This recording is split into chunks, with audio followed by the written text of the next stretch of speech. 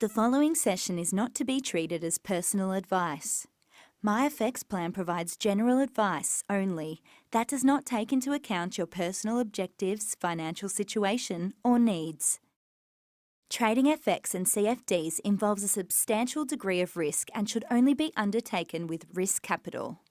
Investors do not own or have rights to underlying assets. Good morning, traders. Welcome to MFX Monday Morning Insights with myself, Nick Freeshow. Having a look at the economic calendar, here are some of the events that are likely to move the market this week.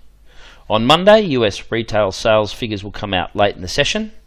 On Tuesday, Bank of England Governor Carney's speech will be followed by Fed Chair's Powell's speech at midnight, Australian Eastern Time. On Wednesday, UK CPI figures will come out at 6:30 p.m. after the London Open. Aussie unemployment figures will kick off on Thursday morning, and finally Canadian retail sales figures will come out late in the session on Friday. Going over the charts, let's have a look at some of the technicals that might come into play this week. Leading off with the Aussie, I've identified the long-term trend line here by drawing a trend line on MetaTrader 4 outside of current price action, not drawing through any live candles. And you can see here I've identified a key level which, as we drill down into the weekly, is a make or break level for the Aussie. So that level is 73.42.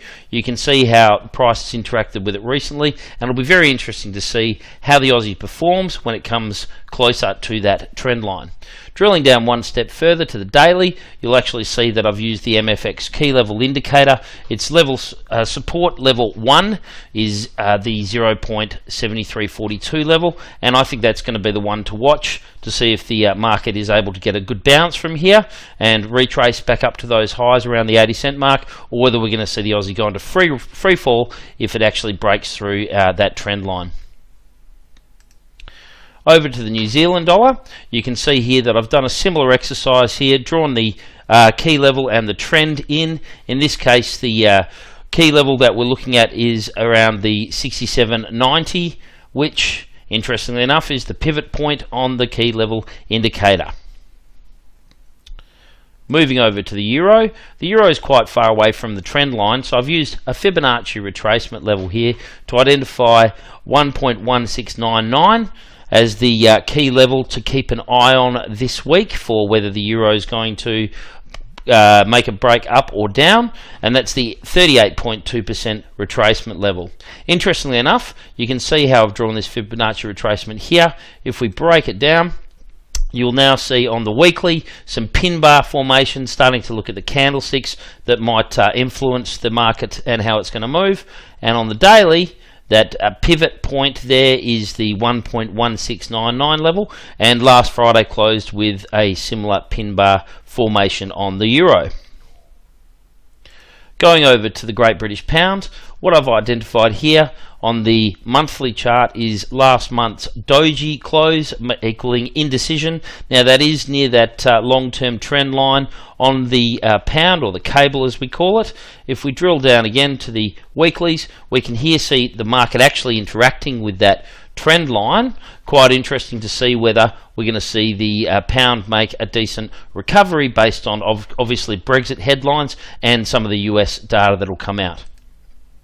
The pivot point for this week on the cable is 1.3222, and as you can see, I've identified Friday's candle as a pin bar reversal signal. So as per a recent report that came out from us, we might see a bit of a bounce on the pound. With the USD JPY, what we have here is the trend line, the recent downtrend, okay, as for something different on the USD JPY is looking like it's going to get broken this month. Now, just to point out, that's a live candle on the monthly there, so that hasn't quite closed where it is. But if we drill down, we'll see on the weekly chart that the USD JPY trend line has been actually broken by last week's bullish candle there. So we could very well expect to see some more movement to the north side on the USD JPY. That'll be in keeping with US dollar strength and how it's interacted with the headlines from the trade wars. If we drill down to the daily chart, what I've identified as the key level to watch on the USD JPY as resistance level 2, which comes in at 111.47.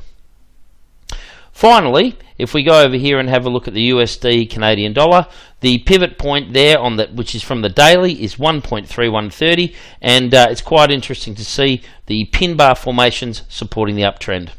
That's all from me this week, and I hope you have very happy trading.